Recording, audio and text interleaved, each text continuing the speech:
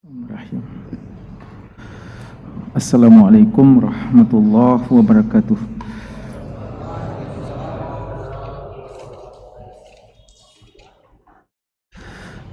Innal hamdalillah nahmaduhu wa nasta'inuhu wa nastaghfiruh wa na'udzu billahi min shururi anfusina wa sayyiati a'malina. Yahdihillahu fala mudhillalah wa may yudlil fala hadiyalah. Wa asyhadu an la ilaha illallah wahdahu la syarikalah wa asyhadu anna Muhammadan abduhu wa rasuluh.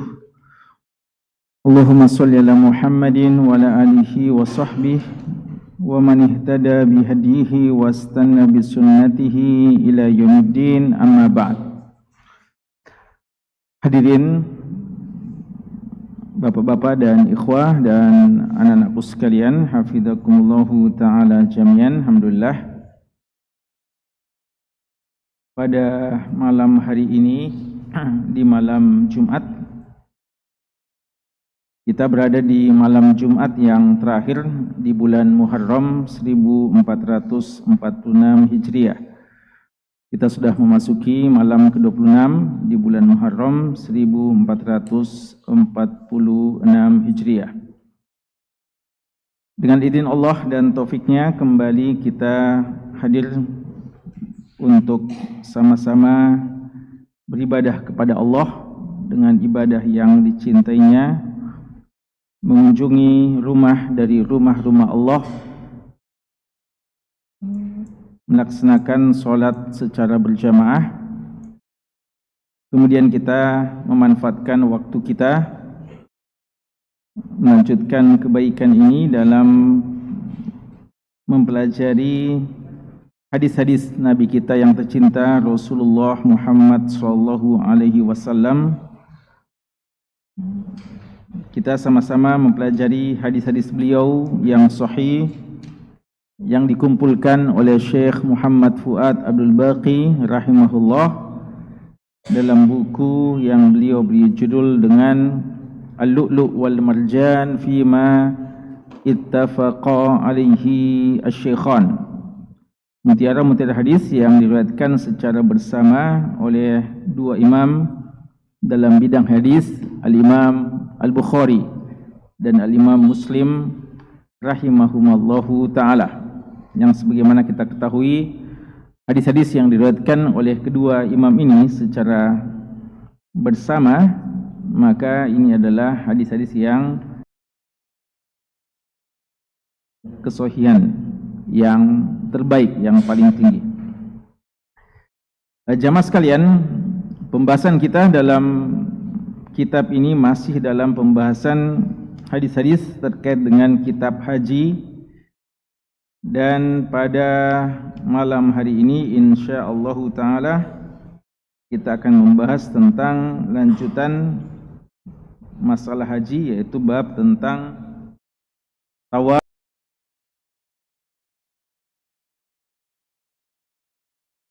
Seperti biasa, sebelum kita melanjutkan, kita mau dulu memurojaah hadis-hadis yang telah kita bahas dalam pertemuan kita yang lalu.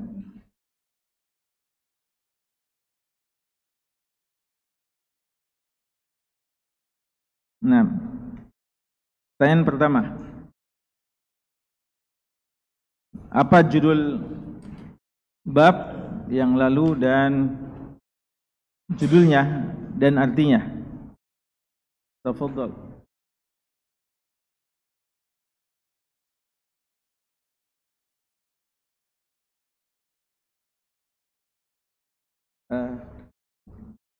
Panjang judulnya,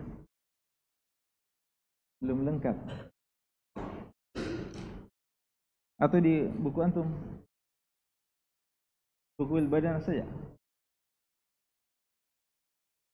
Ada yang sama dengan Ustaz Muzammil? Buku Al-Badan saja?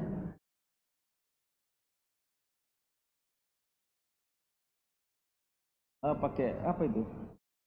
File ya? Dev. Cetakan apa itu?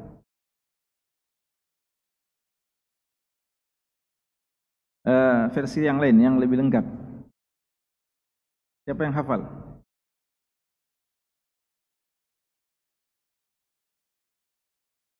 Siapa yang hadir pekan lalu di sini? Ada?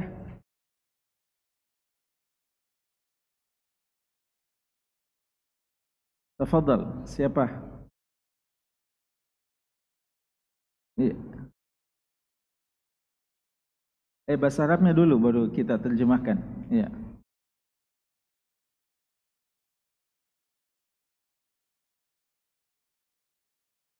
Ahmad.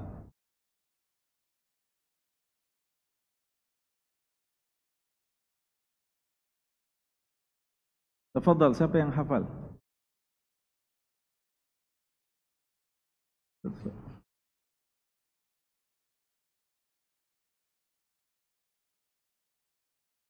Ya kalau gitu lewatin ya.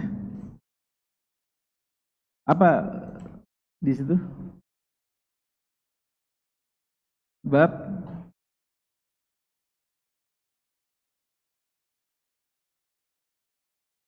artikan.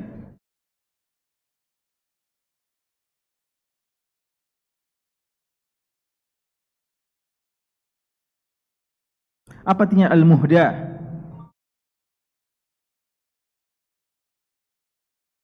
Al-muhda.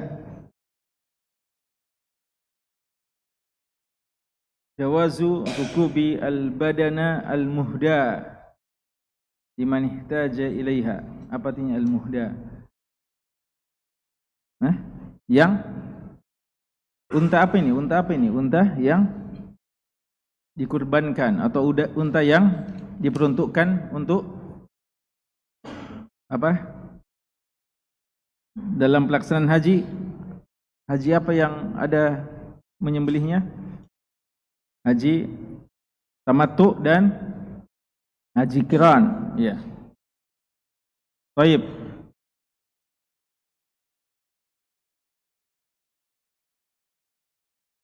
Berapa hadis yang kita bahas yang lalu dan siapa yang meriwayatkannya? Fadhal.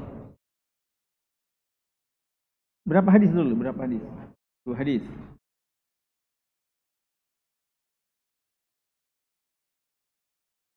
Diriwayatkan oleh Anas bin Malik. Nah, ahsant. Apa hadisnya sama? Ada perbedaan, tapi ada persamaan ya. Baik. Uh,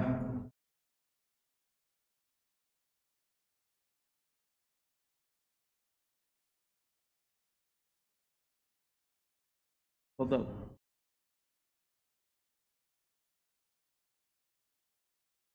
Siapa yang hafal hadis yang pertama? Jangan diborong. Bagi-bagi.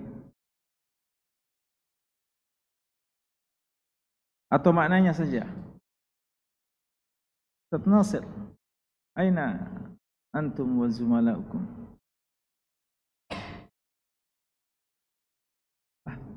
Tohir, Tohir.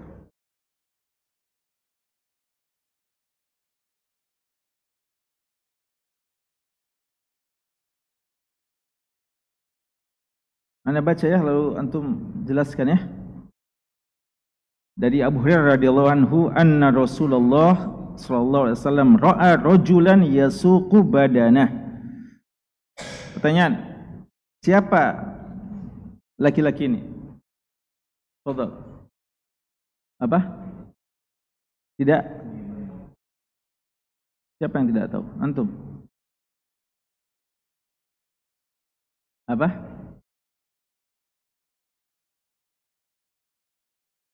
Tidak diketahui orangnya ini. Siapa bilang? Siapa bilang tidak diketahui?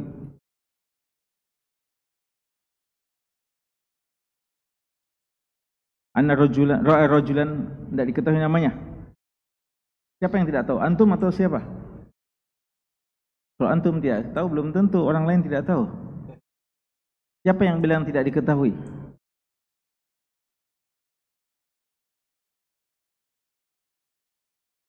Ya? pelakunya dia tidak tahu dirinya. Maksudnya gimana? Siapa yang mengatakan tidak diketahui, tidak teridentifikasi orangnya, tidak majhul? Siapa yang meriwayatkan? Siapa yang meriwayatkan?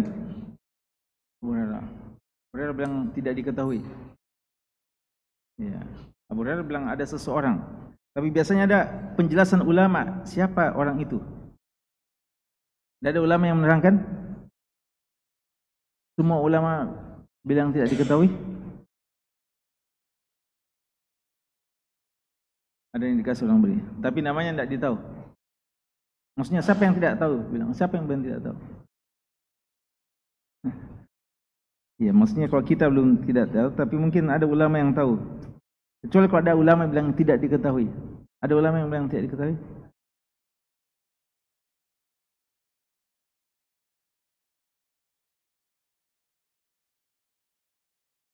Siapa? Ibnu Hajar. Ibnu Hajar siapa? Al-Asqalani. Dan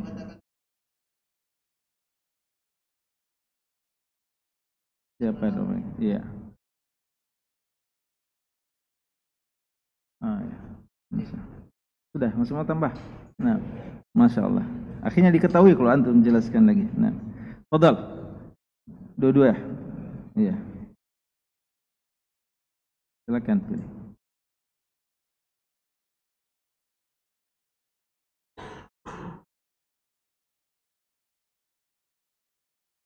Sebentar berdoa. Kenapa baru muncul ya? Ini baru anak kenal, sudah mau selesai baru dikenal. Nah. Pertanyaan terakhir atau sebelum terakhir, tinggal dua ini.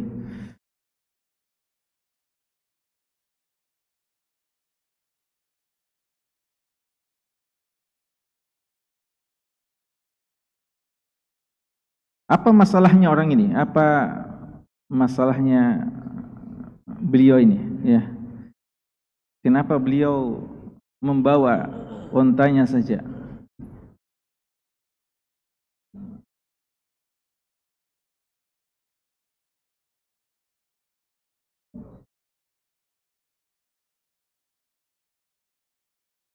Dan dia tidak mau apa? Ya, dia tidak mau mengendarai karena dianggap ini sudah dia tidak berhak, ya, karena dia mau korbankan atas nama Allah Subhanahu wa taala. Ya, jadi dia merasa tidak berhak untuk dia manfaatkan lagi. Dia tidak berhak untuk kendarai. Maka beliau bawa menggiring, ya, dan tidak mengendarai. Padahal boleh. Ayat, tayyib, fadal.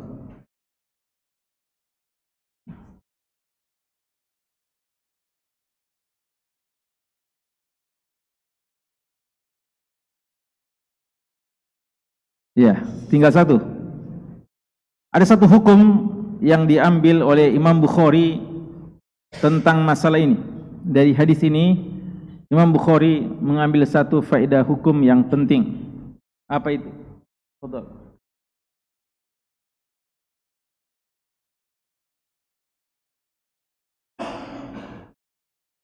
Ya, orang yang mewakafkan sesuatu boleh ikut juga memanfaatkan. Tidak boleh menarik kembali, boleh menarik kembali.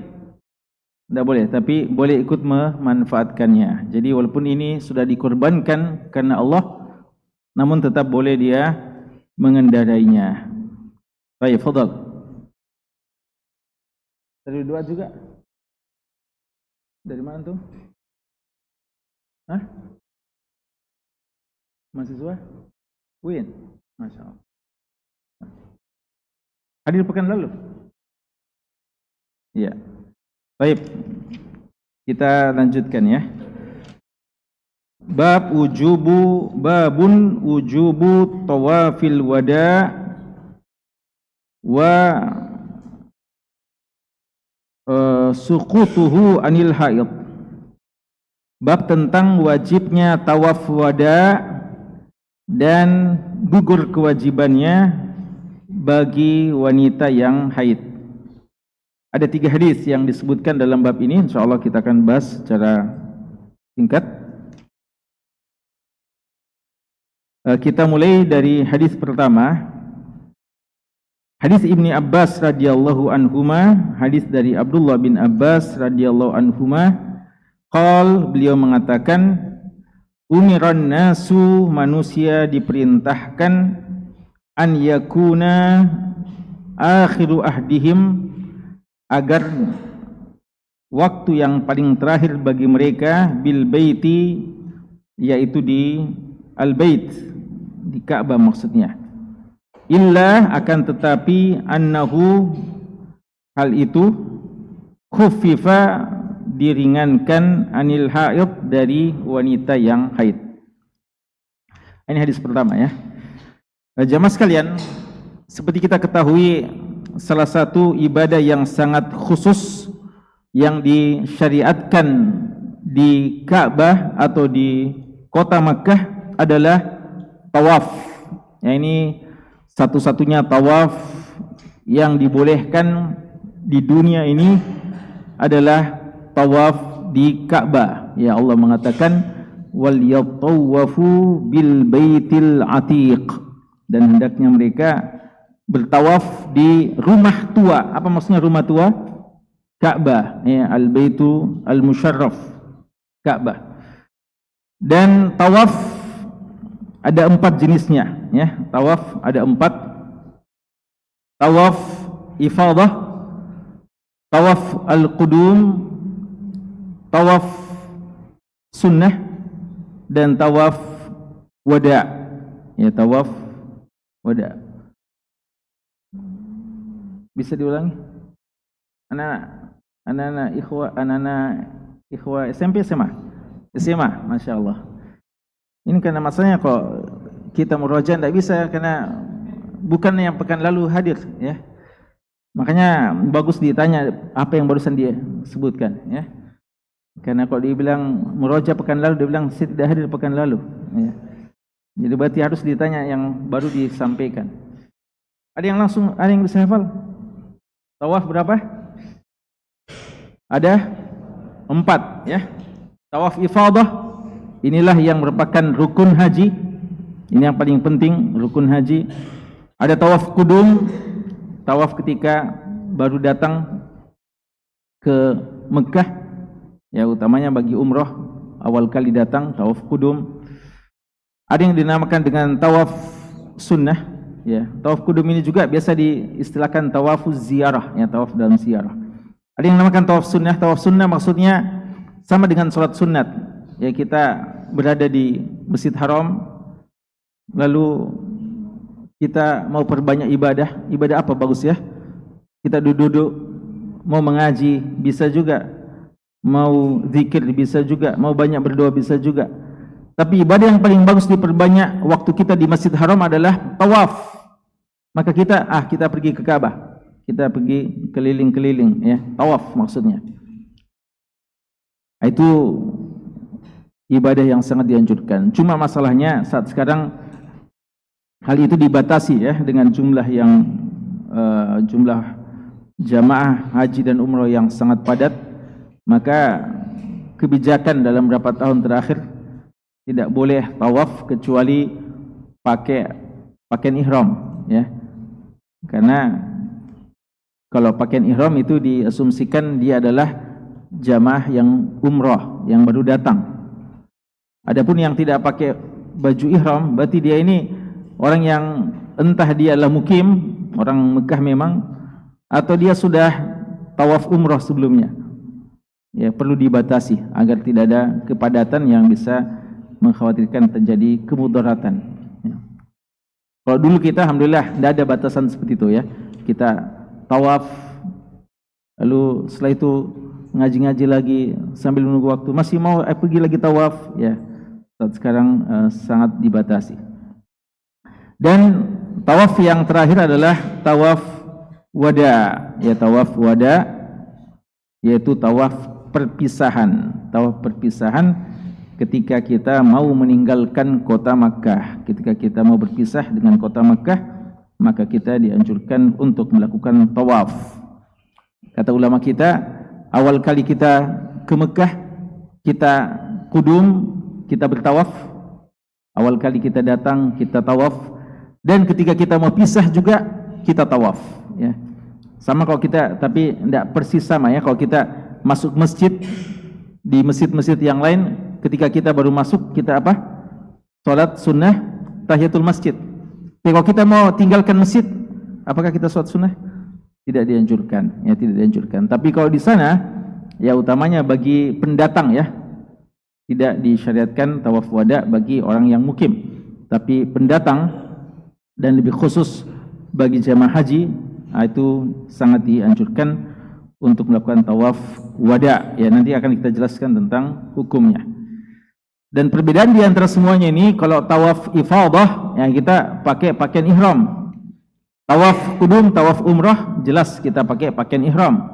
Tapi kalau tawaf sunnah, tidak mesti pakai pakaian ihram, ya, karena memang kita cuma mau memperbanyak tawaf saja. Kita tidak dalam keadaan umrah, tidak dalam keadaan haji, tapi kita memang memperbanyak ibadah.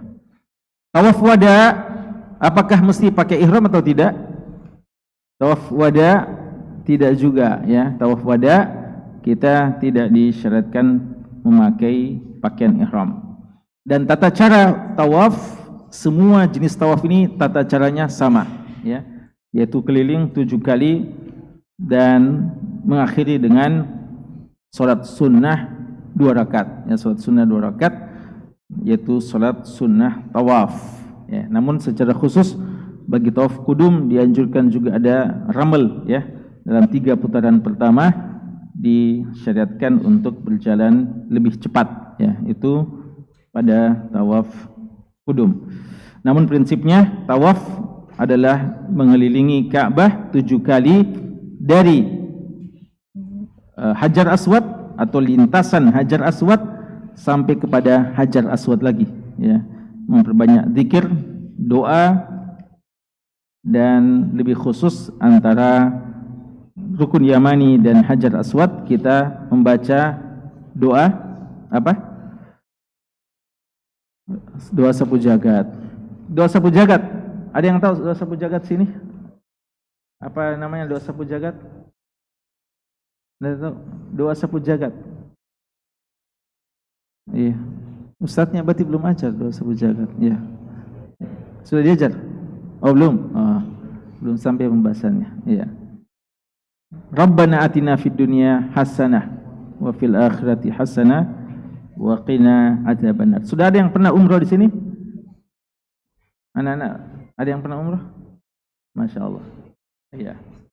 Tidak sempat baca Rabbana atina waktu itu? Oh, sempat. Iya, sudah. Sudah lupa ya? Sudah lama? Sudah lama. Usahakan umrah lagi supaya diingat ya. Al-umratu ilal umrah kafarah, ya, lima bainahuma. Hadis yang pertama ini atau judul babnya menjelaskan tentang wajibnya tawaf wada. Wajibnya tawaf wada. Kalau tawaf ifadah rukun, ya, tawaf ifadah rukun. Tawaf wada wajib menurut jumhur ulama kita dalam ibadah haji, ya, dalam ibadah haji.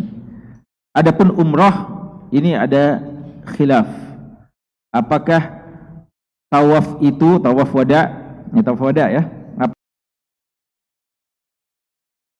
Rangkaian ibadah haji.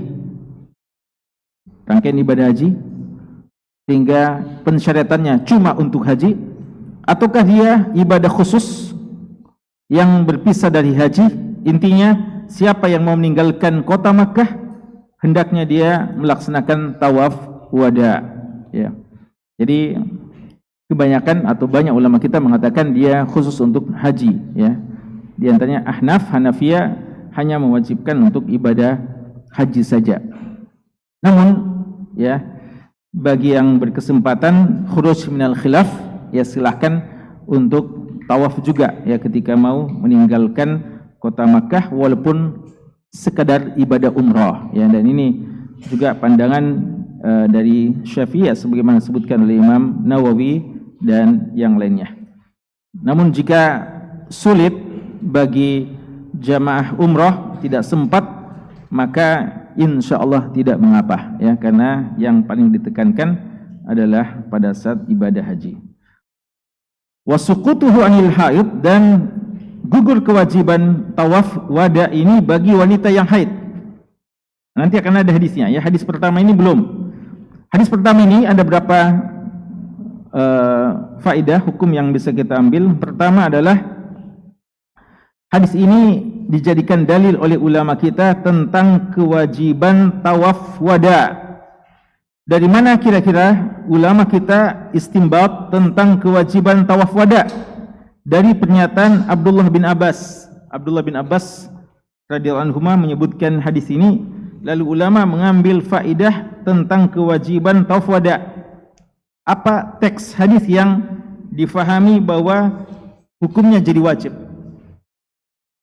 Ada kata-kata apa? Umira, diperintahkan. Dan kaidah dalam usul disebutkan al-aslu fil amri al-wujub. Hukum asal dari perintah adalah wajib, ya, sampai ada dalil yang memalingkannya dari kewajiban. Jadi kalau kita ada kata-kata amara, maka itu maksudnya adalah wajib, sampai ada dalil yang lain yang menunjukkan tidak wajib, ya. Makanya dalam hadis tentang siwak, Rasulullah bilang apa? Laula an asyqa ala ummati la amartuhum bi siwak. Seandainya tidak menyulitkan bagi umatku, saya akan perintahkan untuk bersiwak. Apakah Rasulullah tidak perintah siwak? Tidak anjurkan? Anjurkan, tapi tidak sampai memerintahkan. Karena kalau memerintahkan konsekuensinya adalah wajib, ya. Jadi kata-kata amr, al-asl, hukum asalnya adalah wajib. Dan Abdullah bin Abbas radhiyallahu anhu mengatakan bahwa umira an-nasu, diperintahkan manusia. Ini dalam bahasa Arab istilahnya apa? Sigha mabniyah lil majhul atau lima lam yusamma fa'iluha, yaitu kalimat yang tidak menyebutkan subjeknya, fa'ilnya, siapa yang memerintahkan. Tapi kalau dikatakan seperti ini, Abdullah bin Abbas yang mengatakan manusia diperintahkan, siapa sebenarnya yang perintahkan? Siapa? Nabi SAW. Jadi kaidahnya, ya, kaidahnya bahwa kalau Rasulullah yang mengatakan saya diperintahkan, Rasulullah tidak bilang siapa yang perintahkan beliau. Tapi kalau beliau bilang saya diperintahkan, siapa yang perintahkan beliau? Allah. Tidak ada yang perintahkan kepada Rasulullah kecuali Allah saja. Makanya ketika beliau mengatakan dalam hadis Abdullah bin Umar, umirtu an uqatilan nasa hatta yashhadu an la ilaha illallah wa anna Muhammadar Rasulullah wa yuqimus shalah, dan seterusnya. Saya diperintahkan untuk memerangi manusia sampai mereka mau bersyahadat. Siapa yang perintahkan kepada beliau? Allah. Beliau tidak sebutkan, tapi pasti Allah yang beliau maksudkan. Dan kalau sahabat yang mengatakan kami diperintahkan, mereka tidak sebutkan siapa yang perintahkan mereka. Berarti difahami siapa yang perintahkan adalah Rasulullah, karena sesama sahabat mujtahid dan tidak mungkin sesama mereka saling memerintahkan. Berarti yang perintahkan kepada mereka adalah Rasulullah. Inilah dalam ilmu mustalahul hadis disebutkan sebagai sesuatu yang kelihatannya mauquf perkataan sahabat, tapi hukumnya marfu, hukumnya sampai kepada Rasulullah. Jadi ini perkataan Abdullah bin Abbas, kami diperintahkan atau manusia diperintahkan, perkataan Abdullah bin Abbas. Tapi sebenarnya difahami dari ini yang perintahkan adalah Rasulullah, maka hukumnya adalah hukum marfu sampai kepada Rasulullah sallallahu alaihi wasallam. Umiran nasu, manusia diperintahkan. Manusia artinya kaum muslimin, ya, kaum muslimin.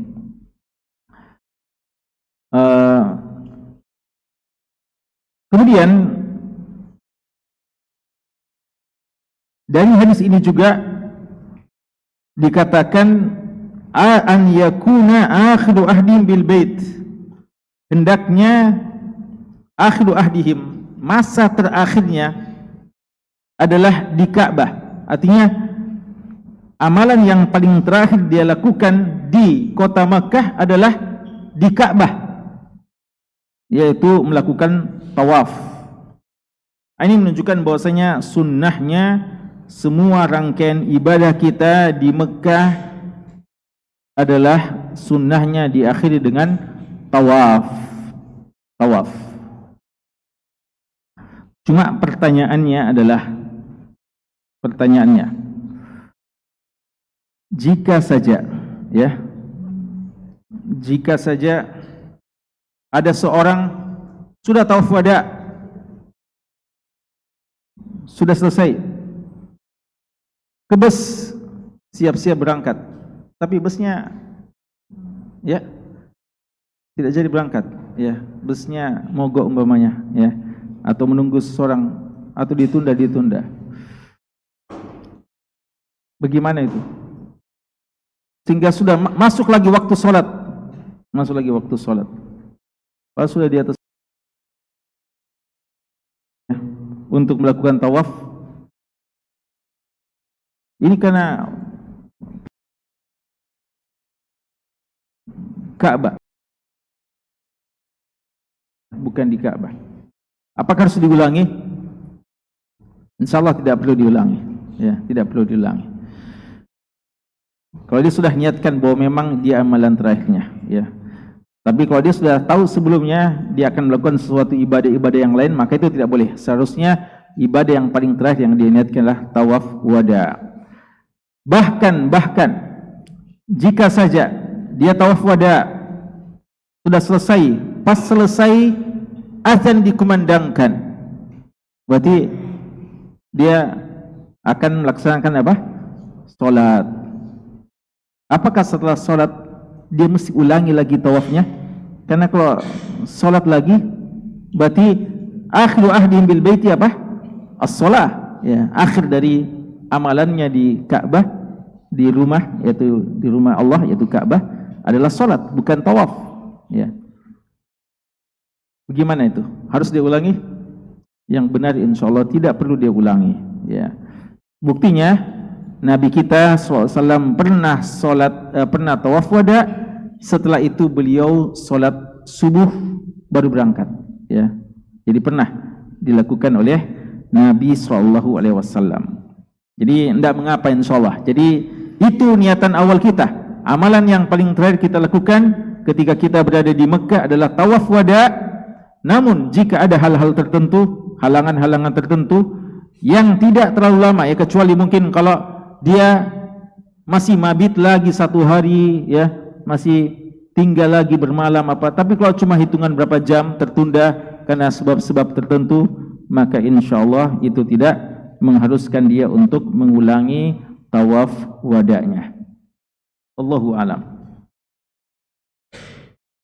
Kemudian hadis ini juga menjelaskan kepada kita bahwa wanita yang haid tidak harus melaksanakan tawaf wada illa annahu khufifa anil haid. Dan kata-kata diringankan bagi haid ini juga mengindikasikan dia adalah wajib. Seandainya cuma sunnah, tanda kutip, seandainya cuma sunnah, maka tidak perlu dikatakan diringankan bagi haid, karena memang sunnah, semua ringan kalau dia cuma sunnah. Tapi ketika dikatakan diringankan bagi wanita haid, berarti hukum asalnya wajib, cuma ada keringanan bagi wanita yang haid. Apa maksudnya keringanan bagi wanita haid? Artinya seorang wanita haid, dia sudah tawaf ifadah sebelumnya, tawaf ifadah, lalu setelah mau berangkat haid, apakah dia harus tunda keberangkatannya sampai dia bersih? Padahal ini rombongan sudah pada mau berangkat, apakah harus dia tinggal lalu ditemani lagi sama suaminya, padahal pesawat sudah mau berangkat malam itu, hari itu, Ini ada keringanan bagi wanita haid untuk tidak melaksanakan tawaf wada. Jadi kewajibannya gugur bagi wanita haid. Dan hadis ini juga dijadikan dalil oleh jumhurul ulama bahwa kewajiban toharah bersuci bagi orang yang mau tawaf.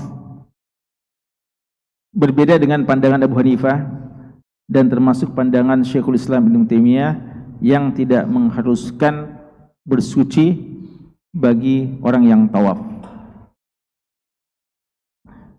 Jadi umpama antum sedang tawaf lalu batal, ya menurut pendapat sebagian ulama kita tidak perlu kita pergi wudu karena bukan syarat untuk tawaf itu dalam keadaan suci. Ya, namun pendapat yang lebih benar, lebih tepat insyaallah pendapat jumhur ulama kita bahwa tawaf itu sama dengan salat, wajib menjadi syarat adalah bersuci.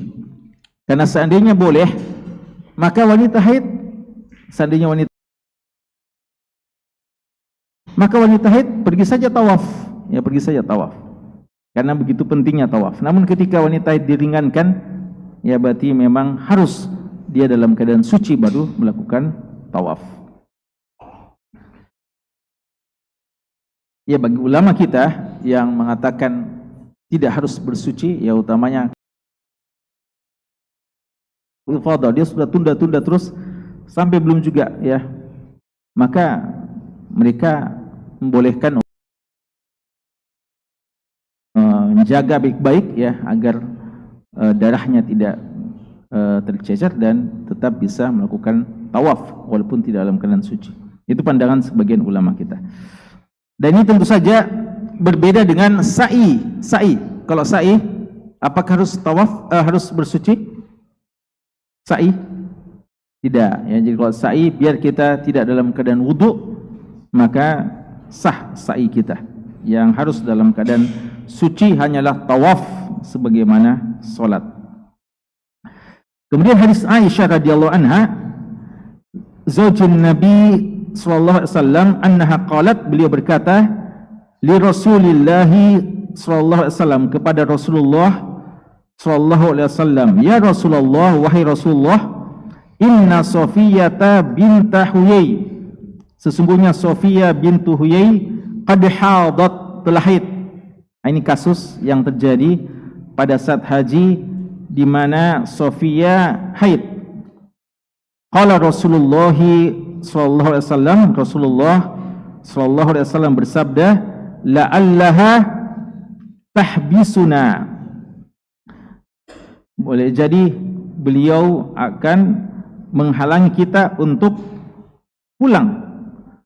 Alam takum tawafat ma'akunnah, bukankah beliau sudah tawaf bersama kalian? Maksudnya tawaf ifadah. Faqalu bala, iya betul sudah tawaf ifadah. Qala, kata Nabi kita sallallahu alaihi wasallam, fakhruji, kalau begitu pulang saja, ya silahkan untuk keluar, tidak tanpa harus menunggu sampai bersih untuk tawaf wada. Dari hadis ini adalah bahwa bagaimana Rasulullah sallallahu alaihi wasallam melakukan tawaf, melakukan haji bersama dengan istri-istri beliau, ya bagaimana ya Rasulullah melakukan haji bersama dengan istri-istri beliau sebagai mahram bagi istri-istri beliau, ya. Dan inilah mahram yang benar, ya. Ini adalah mahram yang benar, bahwa wanita melakukan haji atau umrah dengan mahramnya, mahram betulan, ya, bukan yang dijadikan sebagai mahraman, ya. Dianggap biasa ditanya, siapa mahramnya? Itu mahram. Siapa dia? Artinya dia dianggap mahramnya, ya, padahal bukan mahramnya. Itu tidak benar, ya. Yang harusnya ada yang betul-betul mahramnya. Dan juga bahwa wanita-wanita di zaman itu adalah wanita-wanita yang terbaik, namun Nabi kita sallallahu alaihi wasallam pun tetap menyuruh, ya, para suami-suami untuk menemani istri-istri mereka, yang seperti hadis Ibnu Abbas juga, di mana sahabat yang mau pergi haji, mau pergi jihad, lalu istrinya juga mau haji, sama-sama telah mendaftar, satunya mendaftar jihad, satunya mendaftar haji. Ini kan logikanya, ya, menggabungkan dua kebaikan. Cocok ini, sama-sama jihad. Istrinya pergi haji, dan haji adalah jihadnya wanita. Suaminya pergi jihad betulan, perang. Ini juga jihad yang sangat mulia. Tapi Nabi kita sallallahu alaihi wasallam mengatakan, hujja ma'a imra'atik, ya, pergilah haji bersama istrimu. Beliau ringankan untuk tidak pergi berjihad, demi membersamai istrinya, ya. Seandainya ya cukup dengan wanita-wanita terpercaya, pada masa itu wanita-wanita lah wanita terpercaya, maka tentu Rasulullah bilang tidak mengapa kamu pergi berjihad, tapi cari wanita-wanita yang baik-baik, ya, titip ya istrimu kepada mereka, ya. Padahal tentu saja wanita-wanita masa itulah wanita-wanita yang terbaik yang ada di umat ini, tapi Nabi kita tetap mengharuskan untuk menemaninya sebagai mahram. Kemudian hadis yang terakhir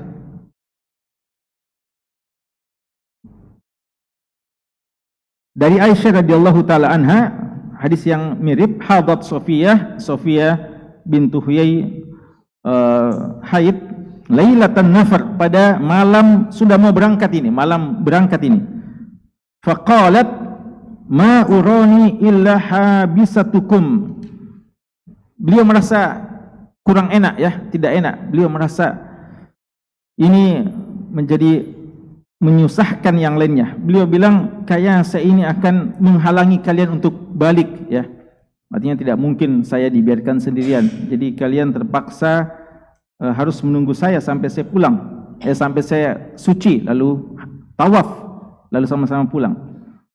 Apa kata Nabi SAW? Aqra halqa atafat yaumun nahr, bukankah kamu telah tawaf di hari kurban? Artinya tawaf ifadah.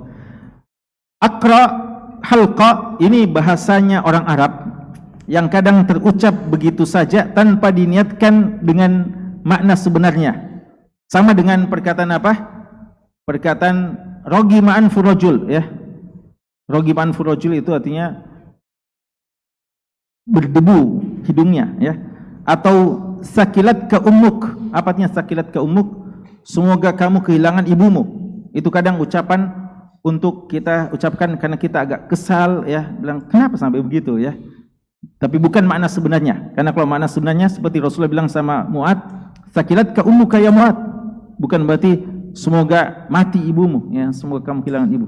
Tapi itu ucapan untuk menyebutkan sekedar disayangkan, ya. Kenapa sampai begitu? Atau taribat yadak. Kalau ini maknanya bagus. Apa taribat yadak? Fadfad bidatid din, taribat yadak. Cari wanita yang bagus agamanya. Taribat yadak. Kamu akan beruntung, ya. Biasa diartikan seperti itu. Padahal taribat yadak artinya apa sebenarnya? Tanganmu taribat. Taribat artinya apa? Berdebu. Tanganmu akan berdebu. Jadi cari wanita yang baik agamanya, tanganmu akan berdebu, ya. Kalau orang cuma pahami seperti makna asalnya, gimana? Lebih bagus tidak usah, ya, daripada berdebu tangan, ya. Tapi maksudnya adalah kamu beruntung, kamu akan mendapatkan kebaikan.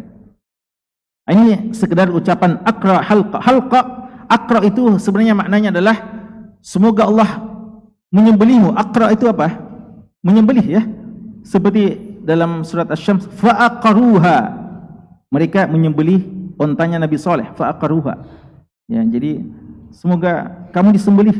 Halqa, dan ada menghalangi halqmu, ya, tenggorokanmu, ya. Ada halangan pada tenggorokanmu. Itu ucapan sekedar ucapan yang terlontar begitu saja, yang tidak terlalu bermakna, tidak bermakna. Tapi intinya disayangkan, ya, pernyataan tersebut. Artinya kenapa sampai kamu gitu? Bukankah kamu, ya? Karena waktu itu Sofia memahami kalau beliau dalam keadaan haid, berarti beliau akan menghalangi sahabat-sahabat yang lain untuk pulang. Karena beliau memahami bahwa harus beliau tunggu sampai suci baru tawaf wada. Beliau fahami tawaf wada wajib bagi dia. Lalu Rasulullah bilang, halqa, aqra halqa. Artinya kenapa sampai, bukankah kamu sudah tawaf waktu hari kurban? Tawaf apa itu? Tawaf ifadah. Itulah yang penting, itulah inti. Qalat qila na'am. Beliau bilang, dikatakan bahwa iya.